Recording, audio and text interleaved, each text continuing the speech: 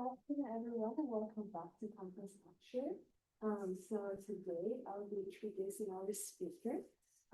Dr. Maryrose Barrios is a physics postdoctoral researcher at UC Berkeley, working on improving instrumentation for the quantum enhanced detection of gravitational waves with the Advanced LIGO observatories. She completed her doctoral work in physics at Georgia Institute of Technology, where she used atomic physics experiments to study the quantum interactions in clouds of ultra-cold. She's a member of the Tule River Indian tribe of California and a first-generation college student. He is passionate about education and promoting equity in the STEM fields. So please welcome Dr. Barrios. Thank you. Thank you. Simon Club, golf clap, golf clap.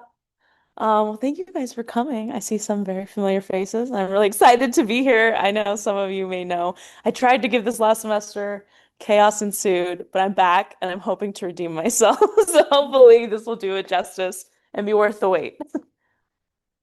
So you may have seen there that I had some black holes merging. Many of you know what LIGO is, but I just want to give a quick shout out and credit to the first astronomers of this land, and that is California's native tribes native to here. There's actually a lot of studies that you can find of people mapping the moon and the stars, and you can find this on trees and rocks. And so, astronomy's been going on here for a long time, and we're just trying to catch up.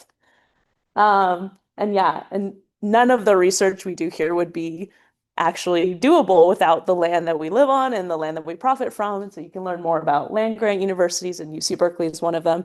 And so this is the land of the Muwekma Ohlone people. And so we're grateful that they allow us to be here and that we honor them and that they are still alive and flourishing. So you can go and learn about them. Actually, Cafe Ohlone on campus, which is pretty cool. Okay, and a little bit about me personally before we jump into more science and hardware things. So I'm indigenous to California, so my tribe is hey, welcome, in Tule River, which is in Central Valley of California. I'm also a first-gen college student, so science is like been one of these one things that just keeps unfolding. You're like, oh, whoa, I didn't know science could be like that. Oh, I didn't know science could be like that. And so I always want to encourage people like wherever you come from, like science has a place for you, even if you don't know it, because science is always evolving and always changing. And so if you're a part of it, then it's changed. So about me professionally, I actually was an undergrad here at Berkeley, so go Bears. And it feels like a very long time ago, but it does feel the same, same eateries more or less. And I had a great time. I started in AMO, so atomic physics. I really fell in love with like fidgeting with things, tinkering with things, like that really spoke to me. And I kind of just like fell into more and more institutions.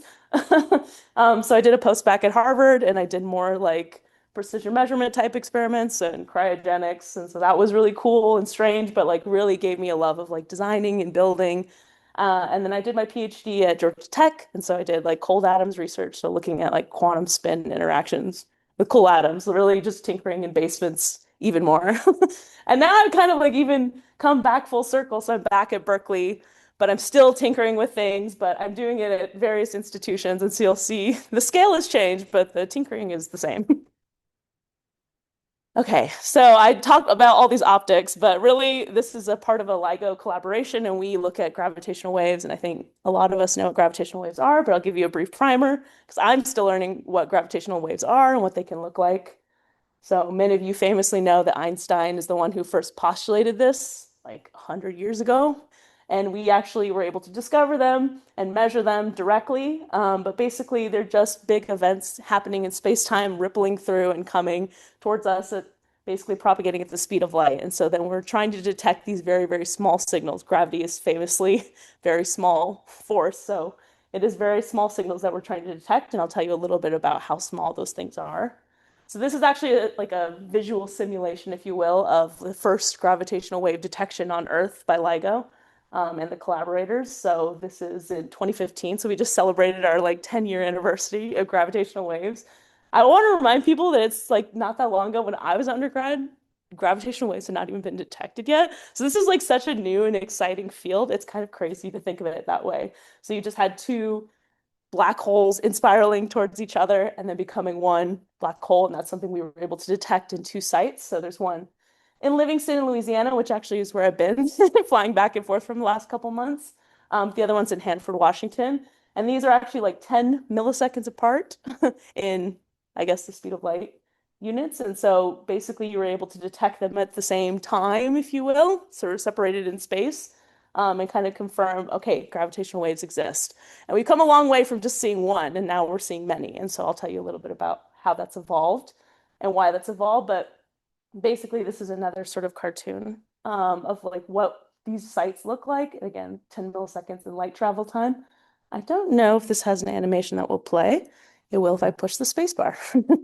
So this is obviously an exaggeration of what gravitational waves do to Earth, right? You're not feeling this. Maybe in California with the earthquakes, I don't know.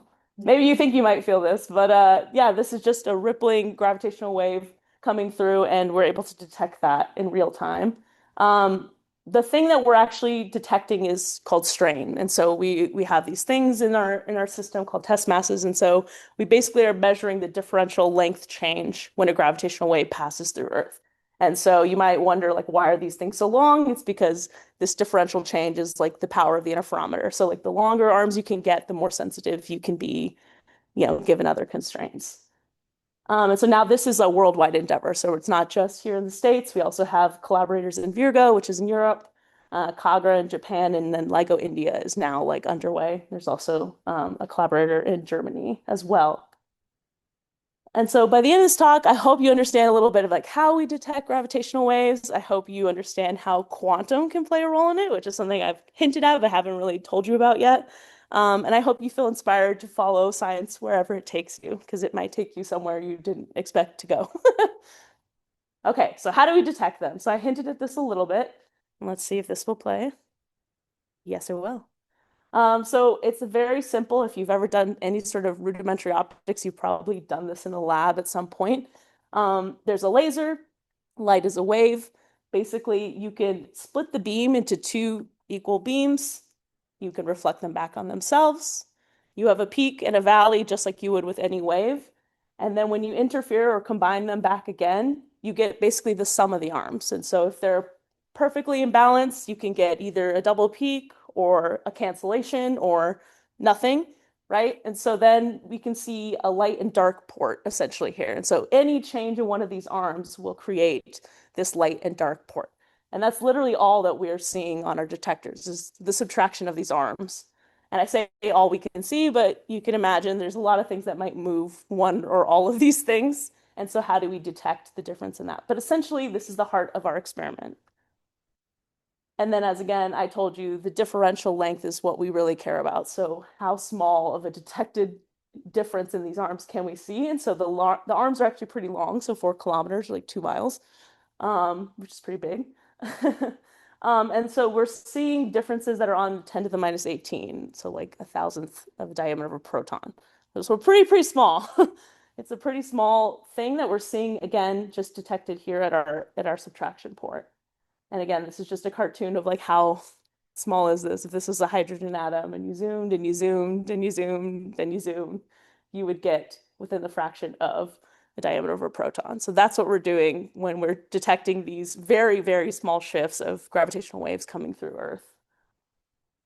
Okay, and then how do we know what it is? This is actually stuff that I'm learning about, which is really, really fun and really interesting. So, how do we know that a signal that's coming through on our detectors is actually something, and what is it, and how far is it? And you can see we've gotten really good at doing this now, but a lot of people work very hard at analyzing these signals and figuring out, how far away it is, how heavy it is, what the two things were before, what they became afterwards, and all of that is based on like the squiggles and the simulations that they can do to show what happened to space-time. Okay, and so this is going to be a wacky and wild tour of what the actual interferometers look like. Maybe, if it will play. So this is like, I don't even know how old drone footage, but they look exactly like this, I promise. So this is actually the Hanford site. So you can see how long these tubes are. These are actually all tubes under vacuum. So all of our optics are done in vacuum. This is the Livingston site in Louisiana, identical, but still very long, still under vacuum. We're gonna dive in into the interferometer. So this is actually the inside of it. And then these are the vacuum tubes where the laser beam travels and travels back. And inside there's like a network of cavities and the test messages where we actually measure the strain difference in them.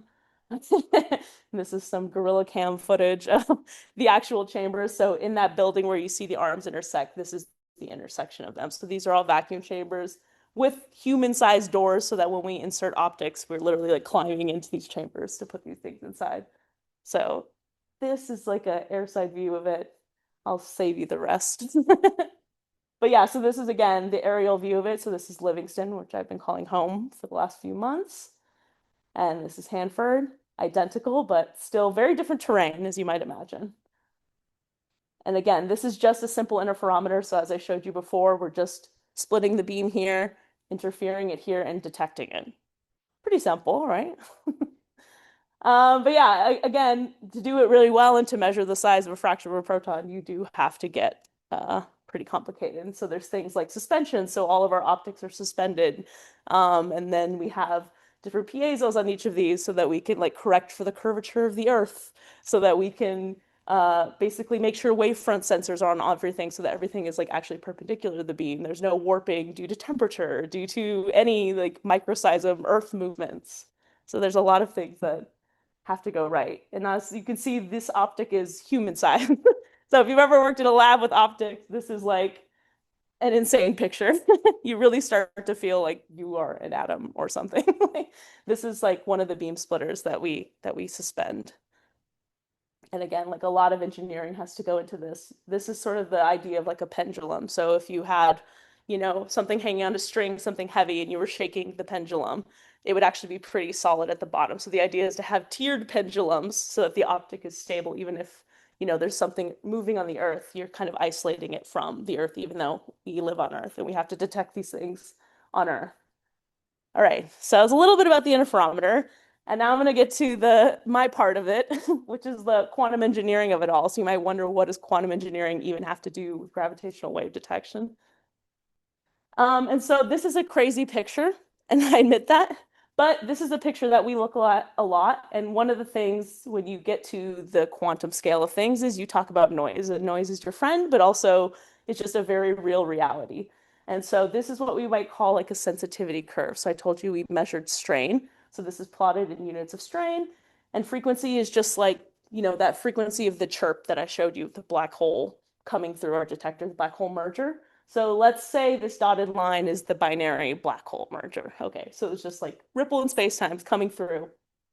Basically, this is like your noise floor. And so the higher you can get the signal versus the noise floor, the better your signal will be, the more likely you are to see the gravitational wave detected. And also you'll see that there's a finite bandwidth. So if we see, a huge signal over here, we're not going to really be able to detect it because of certain noise sources. And then if you see something on the far right and it's below here, we're probably not going to see it because, again, there's a noise floor. So you always have to think about what is the noise of the thing before I actually try and measure the actual signal I want to see. And so two of the noises that we're going to talk about are quantum radiation pressure noise and also shot noise. And so I only say this because it has an actually very direct effect on our detections, because our interferometer is actually limited right now by quantum noise. And so if we can find a way to get rid of quantum noise or engineer quantum noise, then we can actually see more black holes. We can see more stellar events. So it's a direct detection, and you can see that even here. So, this is our first detection, woohoo, in 2015. But you can see as we introduce, more things, it really climb. But here you can see the slope really changes. And all of these O's are just operating runs. So O1 is the first operating run, O2 is the second. In O3 and O4, we introduced squeezed light. And so that's what I'm going to talk about a little bit. So instead of just that ordinary laser beam, and simple detection, we introduced squeezed light into the interferometer, and you can see the slope really changes. And then we got even better at that, and I'll tell you how, and that got even higher. And so really we're in the quantum regime of LIGO detecting gravitational waves. So it has a very important role in what we do. And again, as I said, there's two types of noise. So there's the shot noise and there's the quantum radiation pressure noise. So you can think of these in pretty simple terms. So photons are just random things on your detector that are the signal coming at random times. So you're not really sure what the signal is because you have this fuzz, if you will. The other thing is photons randomly kicking your mirror. So if you, again, you can really picture it as a mirror. If your mirror is vibrating, it's going to be hard to see changes in length.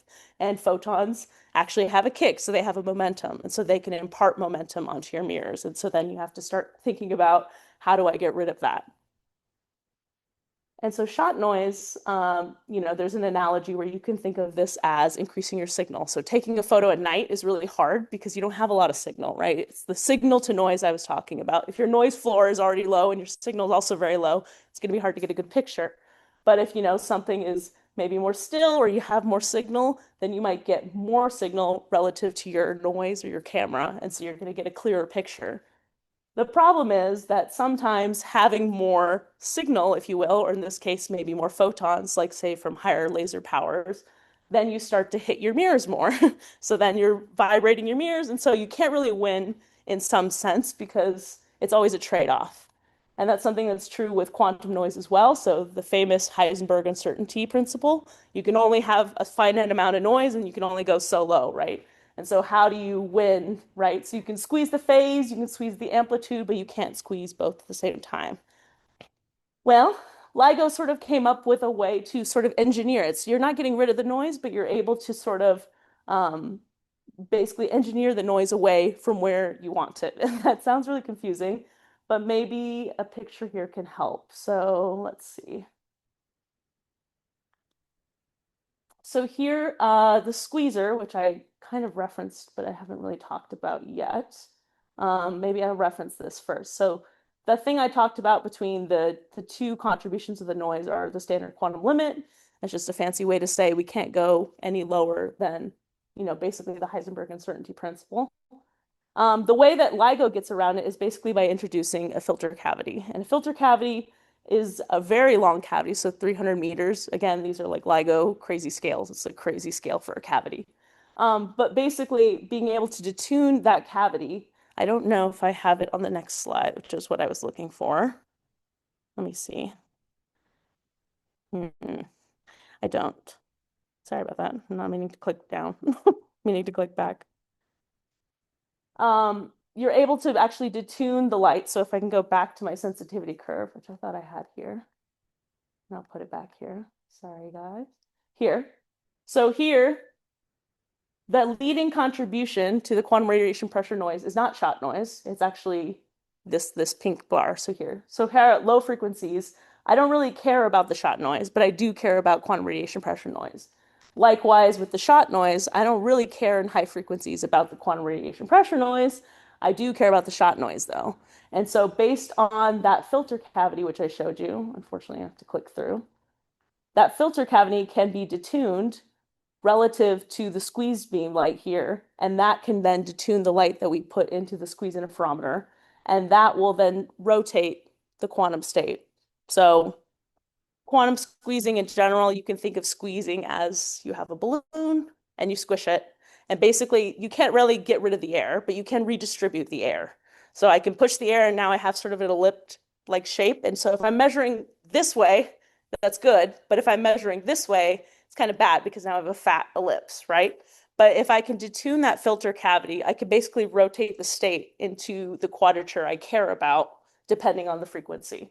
So I'm sorry, my cartoon didn't really play out on the screen, but that's kind of a qualitative picture to show when I care about a certain frequency, I can basically detune this filter cavity to get a better signal to noise depending on where my signal is that I'm trying to detect. So like a binary black hole at low frequencies, maybe I will try and detune this filter cavity more so that I have more from the shot noise and less from the quantum radiation pressure noise. Hopefully that makes sense. Feel free to ask questions also. I didn't say that, but we can ask questions at the end too, and hopefully that will make a little more sense. Okay, now just more glamour picture. So this is the squeezer that I talked about. So generating squeeze light. It's a big effect on the interferometer, but it's a very small thing. It's about this big. But basically there's a tiny crystal here that's like 10 millimeters big. Basically we inject green light, we get red light, and these become correlated photon pairs. That's basically what engineers the squeeze light. It's a process called spontaneous parametric down conversion. Yes. No, please. Oh, that's a great question. If you've done statistical mechanics, or if you haven't yet, it's basically like it's like Poissonian noise, I would say you could call it. It's very generic. It's like, square root of n type noise. And so it's kind of apparent on any signal that you measure. If you think of like a Gaussian beam, there's like a distribution bell curve. Basically, that sigma is kind of related to your shot noise. I hope that answers your question. In a qualitative sense, I would say shot noise is kind of like I was talking about in terms of like, photons on your camera, on your phone camera. If you're trying to take a picture, that fuzz basically more or less from your phone is kind of like a qualitative way that you see kind of noise, if that makes sense. Hopefully that answers someone's question. I'll pause for more questions. I feel like I've been talking so much. Any other questions? Okay. All right. I'll keep going. That's a great question. Please keep asking more. Yes. Oh, thank you so much. Yes.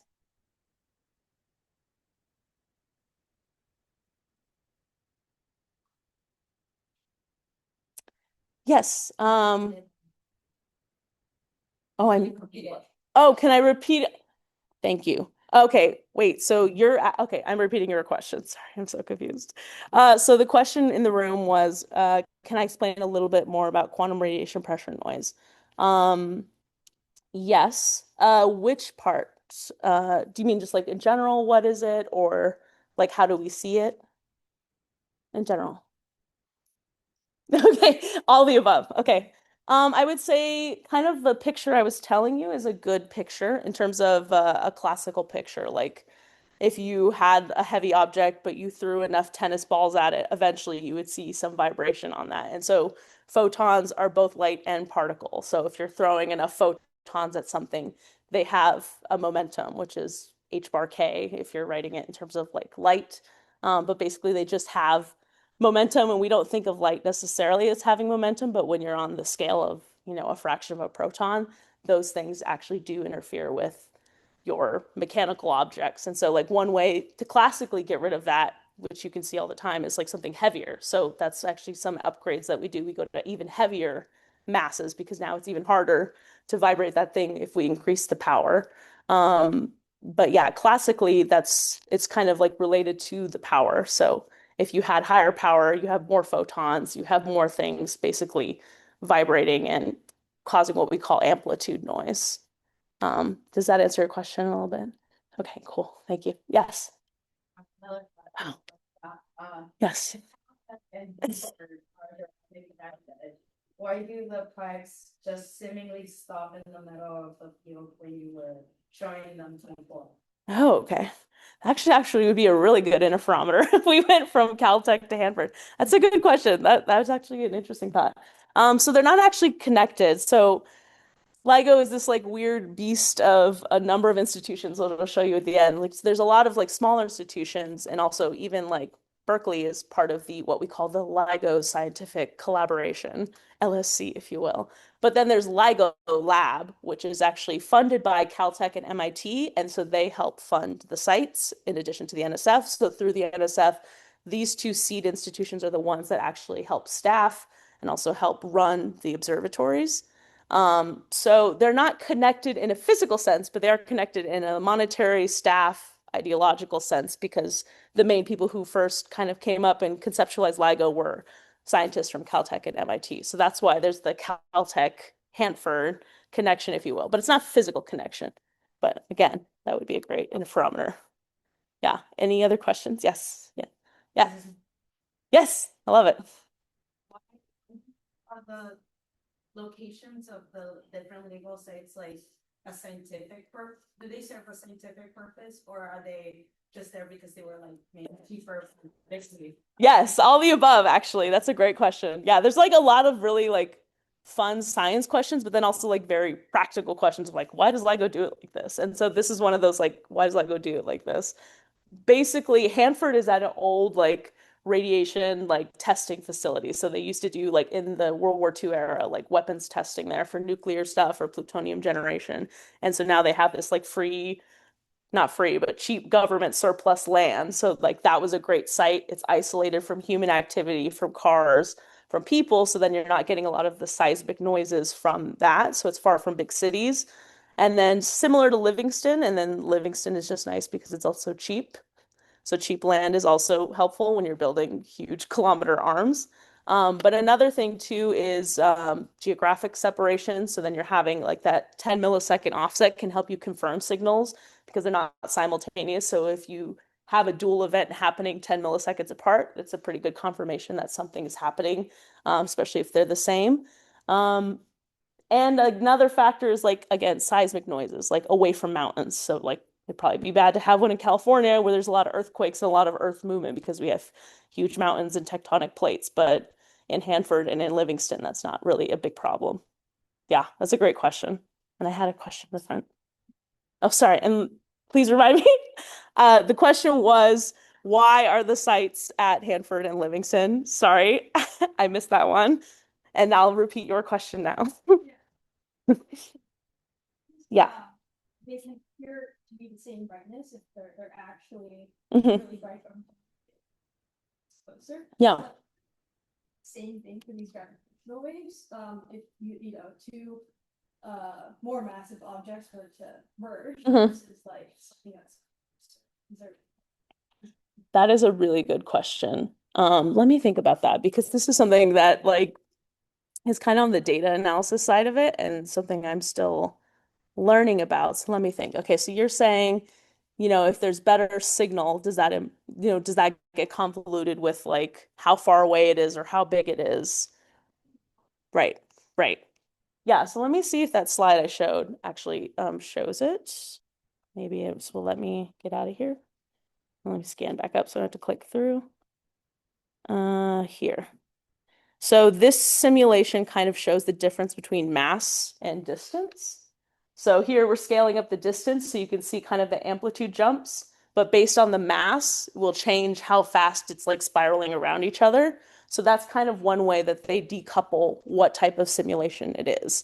And then there's a scaling factor of like how far away it is. So like each of these scale differently. So depending on both the frequency and the amplitude, these people run lots and lots of simulations to figure out like, because there's other types of signals. This is a binary black hole merger, but then there's like neutron star mergers and then like neutron star black hole mergers and like all these other weird things that like we would like to see in space. And so then how would that show up in our detector? So like that's a fantastic question. And that's one of the things that people spend a lot of time trying to figure out.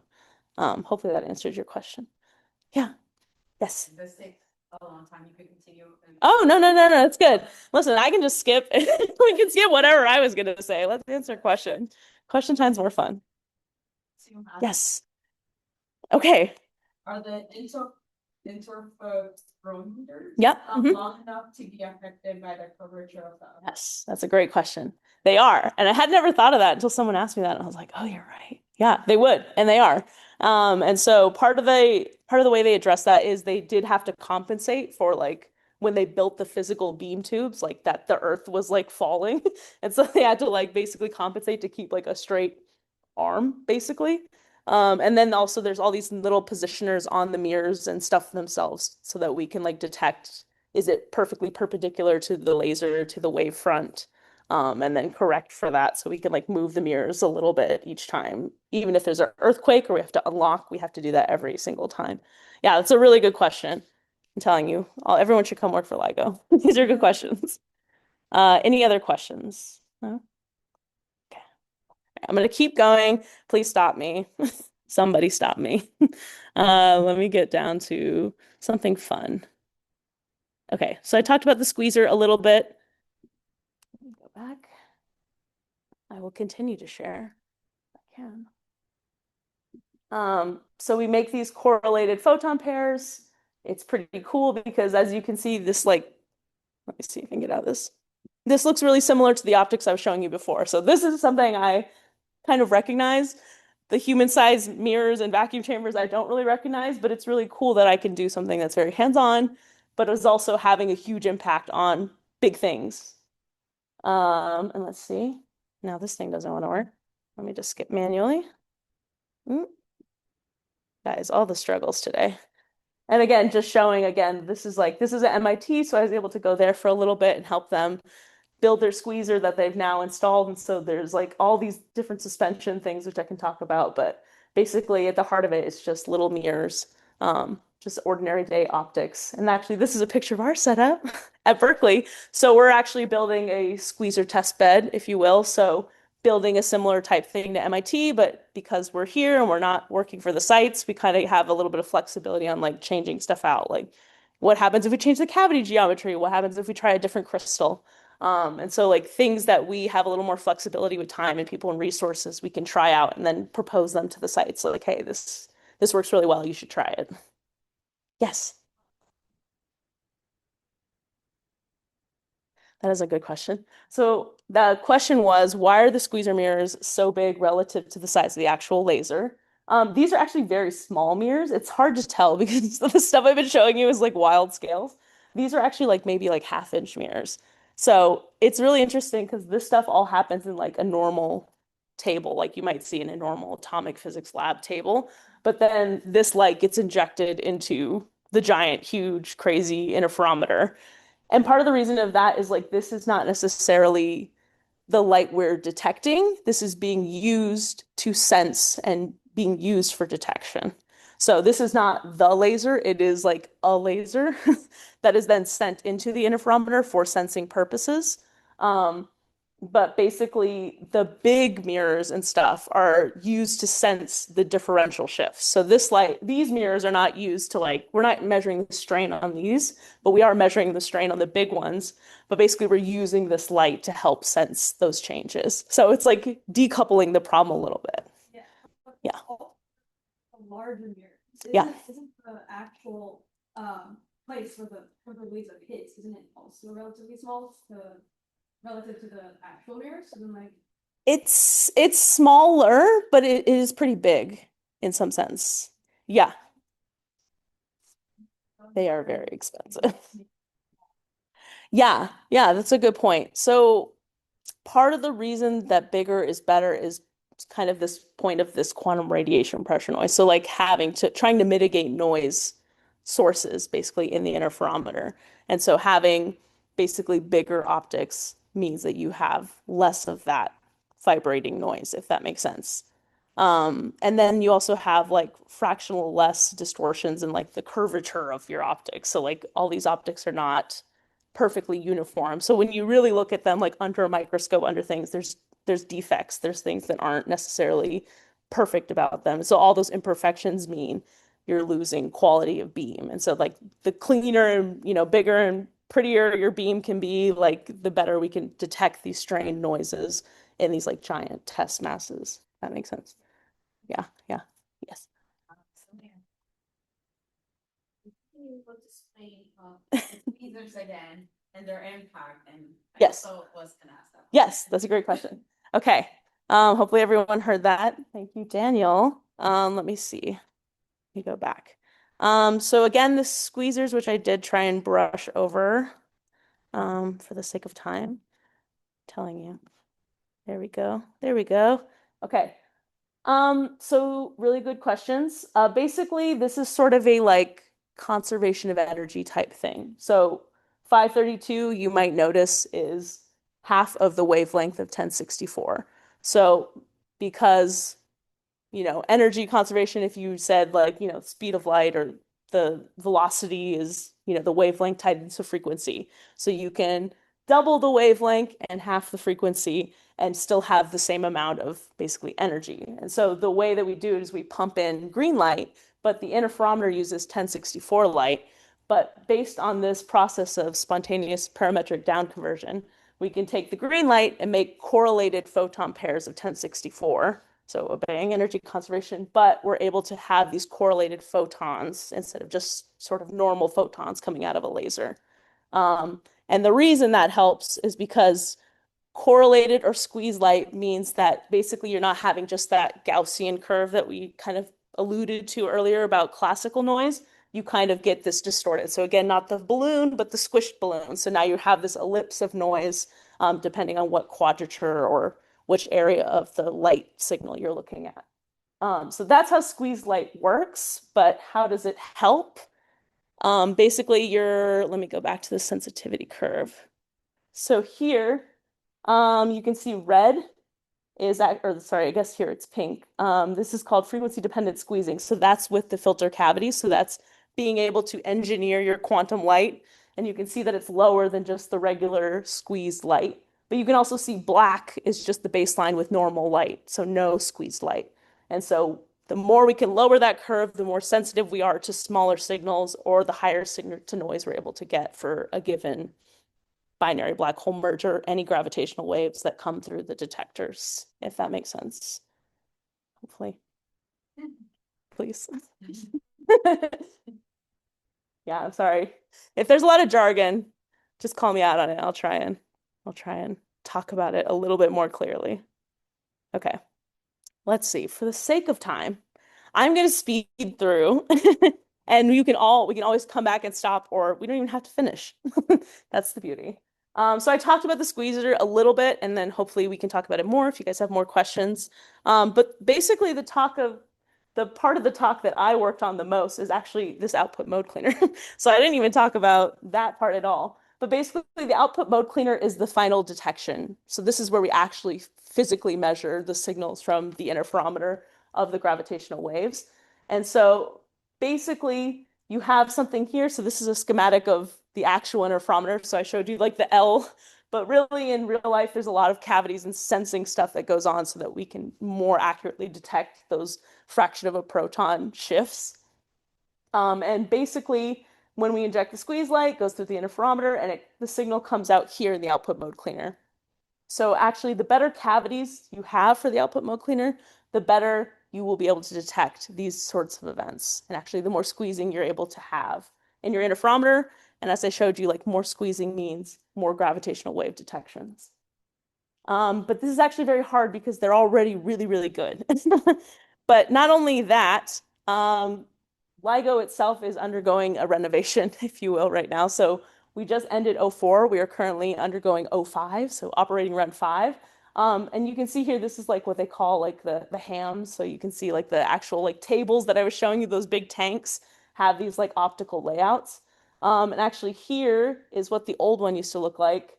But actually we're going to a new type of detection system called bounced homodyne. You don't need to worry about that. But basically, there's going to be 2 of those very sensitive type of cavities used as like a dual detection system. But that's also twice the number of cavities that exist for those things. So those things had to be built. And so I'll just show you a quick schematic of like what those things look like. So we built a lot of these things using UV light, using different types of special vacuum grade epoxy. All of these things had to be made more or less identically, measured, characterized. And a lot of it was gluing. A surprising amount of it is gluing. So if you're ever like, you know what, like science is hard, you know what, gluing is harder. Okay. Gluing is a lot harder. And we made it look even harder sometimes. But yeah, there's a lot of things that, seem really trivial, but when you're at the level of like trying to measure a fraction of a proton, sometimes just gluing something is really hard. And so these were actually built at Caltech. So shout out Caltech Hanford Pipeline. And now they're actually being built and upgraded at the site. So this is kind of what I've been doing. So I was able to go help there. And now I was able to help build basically that platform I showed you to install them. So a lot of this is building the hardware, getting the screws right, following right engineering designs, and basically building a new home for these 2 cavities that I put here. And now it's ready to go. And actually I have a little time lapse. This is fresh off the presses, people. This is last week. We were able to, so this is that platform I showed you. This is actually like a little table lift, if you will, to harness it up and lift it from the table. So this was like, years of work of just being lifted off the table, sent away. And then we carted it down the hall into the actual big chamber room. So this is us entering those big chambers I showed you. Everyone's spotting a corner, hoping not to break any glass. And then here you can see us actually like lifting it into the air, which is like insane to me. Just like millions of dollars floating in the air. So much faith in the system. And then finally actually installing it inside those big chambers. So everything is kind of open. You can see we have to wear these like bunny suits, and that is to keep it from being contaminated because everything gets pumped out and everything has to be clean. So we all have these really great outfits that we get to wear. Okay. Yes, question. See? Or It's a good question. So OMCs stand for output mode cleaners. So it's literally just this cavity. So it's output mode cleaner cavity. So it's just a type of cavity at the end. So basically output modes kind of clean up your signal. So if you have like a bunch of stuff going in, but you only want to detect sort of like one type of signal, this is what you would put at the end. And so basically there's all these different control signals for these different types of like cavities that are in the actual interferometer.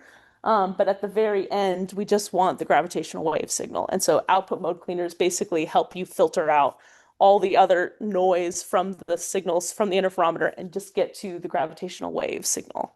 And so they're very important, but they're also like the last line of cavities before detection. Yeah, I think you're going to say something else. they precisely align, and if they do, what is the process look like? Yeah, no, that's a great question. So the question was, do the OMCs have to be precisely aligned, and then how do you do that? Um, that is a great question, and yes, they do.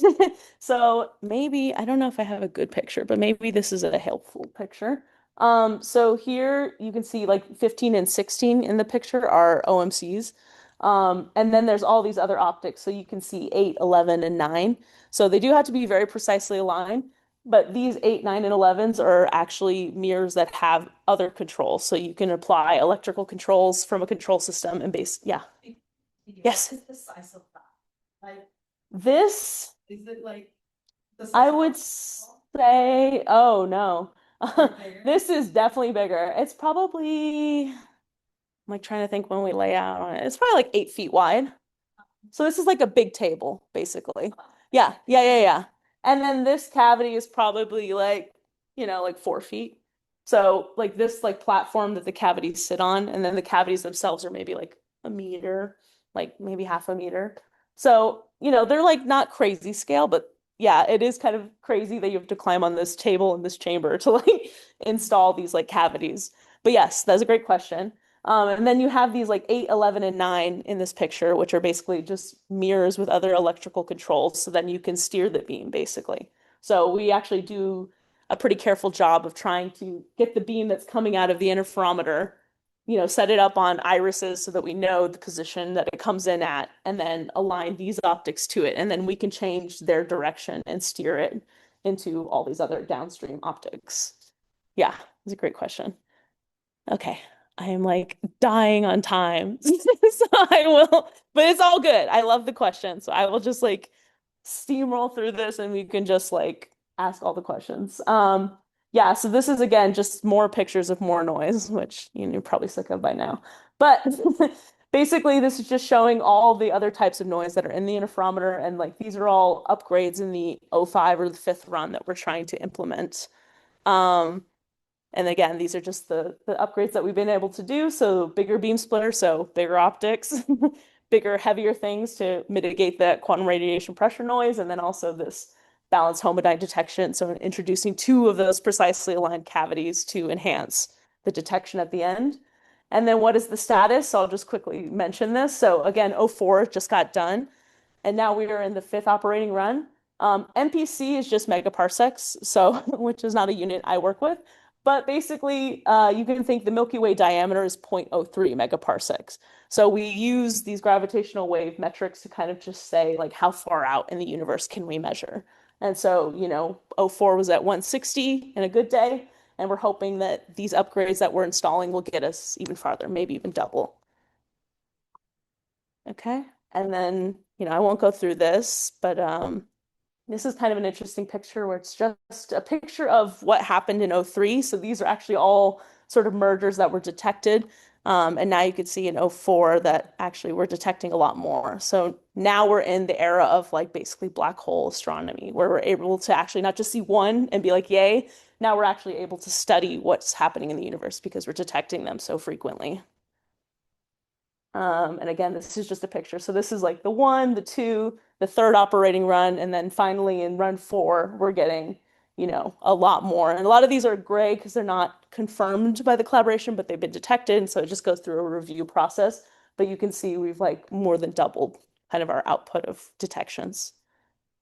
And yeah, and this is just a picture of like where we hope to go. So this is kind of where we are, this yellow line here, but with even bigger detectors, which are like being proposed now, we could even see out to earlier and earlier portions of the universe. So even like seeing close to Big Bang era type things. And that's stuff that nobody knows what happened there. So this is a way of like looking actually very far into the past that we previously were never able to see. And a lot of that is due to quantum and optics, which is kind of crazy to think of. And this is the alluded to scientific collaboration. So there's over 1,600 members, over 130 institutions. Berkeley is part of this now. And so we're able to help contribute, but there's a lot of schools that contribute people, time, research, R&D efforts. So it is truly like a worldwide effort, which is pretty cool. And I want to thank my lab. I want to thank Caltech, MIT, NSF, LVK, shout out. Okay, more questions. Let's keep them coming. I see things in the chat, so let's go. No, no, no. No, it's great. I love it. I wish I had like cut some stuff out so we could talk more. Okay, so I see Daniel said the OMC is 11 feet wide or question mark? No, so it's more like a meter. I would say it's probably actually closer to like half a meter.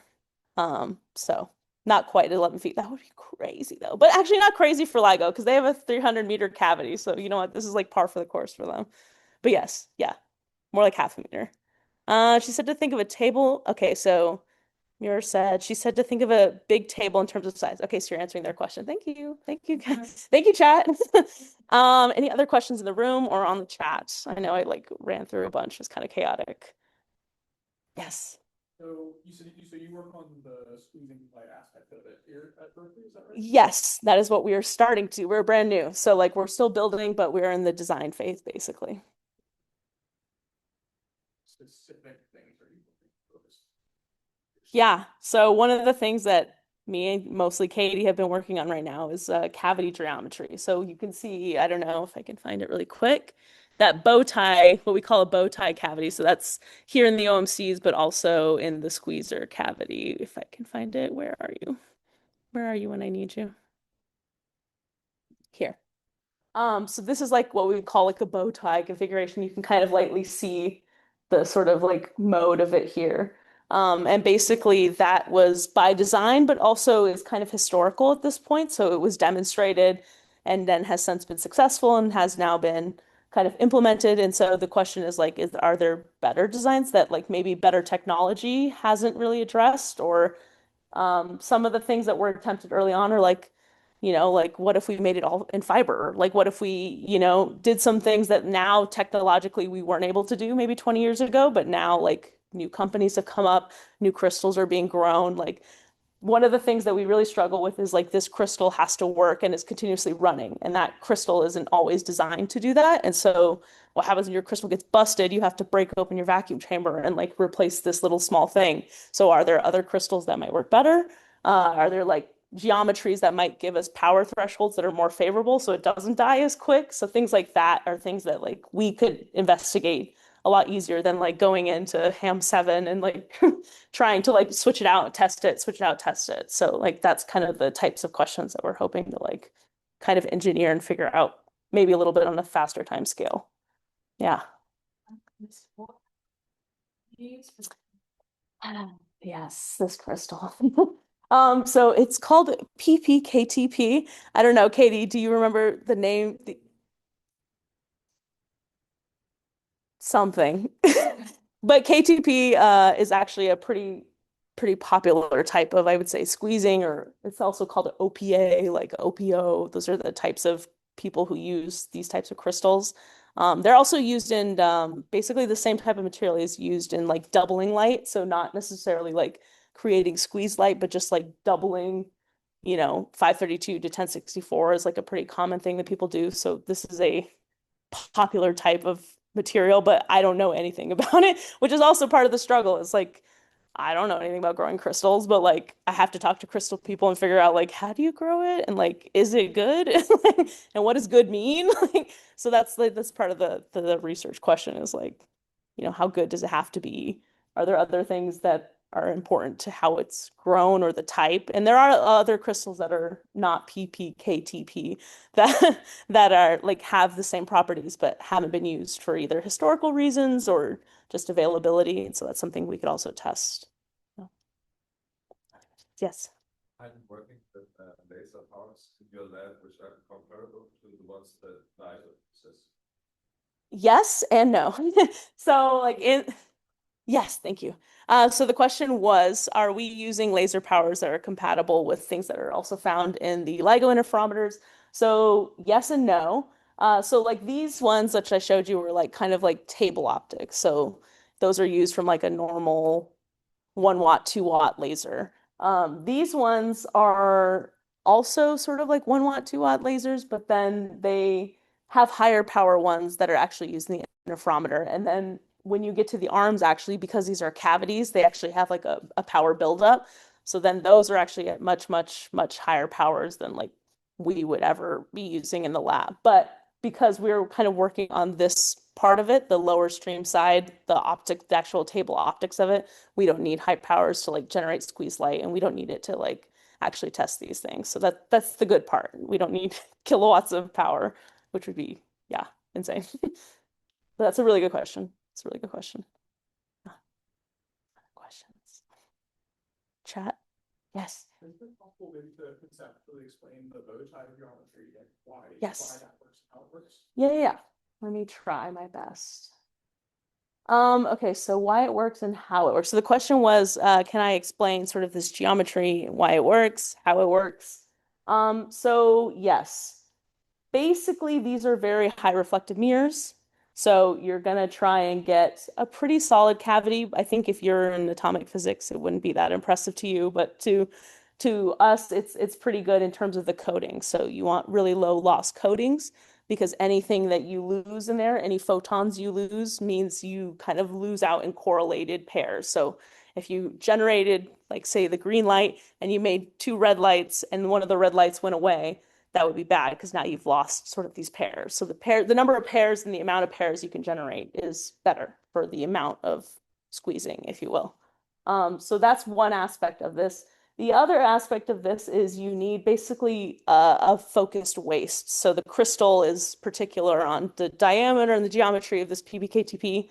And so you need like a certain amount of power, you need a certain amount of like waist size at the crystal. And so there's some level of engineering of where is the crystal relative to the waist in the cavity. So the waist is just like how big the beam is inside of it. So is it small? Is it skinny? So basically you try and get the waist positioned just so that you have optimal squeezing. And then part of that crystal process too is also temperature dependent. So even more variable. So then you have like a what's called an oven that's just the crystal sitting on. So you can heat up the crystal, kind of align it in the right position, and basically get a resonance condition where you're generating optimally this, basically with low loss, this green to red light conversion. So that's more or less how it works. How we use it is kind of the similar way that other people do, except I think we do it continuously. And that's not something that's typically done. Like if you're using squeeze light, some people use it just to like probe something and then kind of be like, or just to do it, just to be like, oh, like, 10 dB of squeezing, like pretty good, 10 times factor noise reduction, if you will. But for us, because we're actually using it for a sensing purpose, like it has to be continuous. And so that's kind of the forefront of like where squeezer technology is and us trying to use it in a way that's like useful for us. But did that help a little bit? Okay, cool. Yeah. Any other questions? Chat? I'm looking at you. Okay, I don't see anything in the chat. I don't see anyone yelling. But you can always ask more questions later after. That's all I got, guys. Thank you.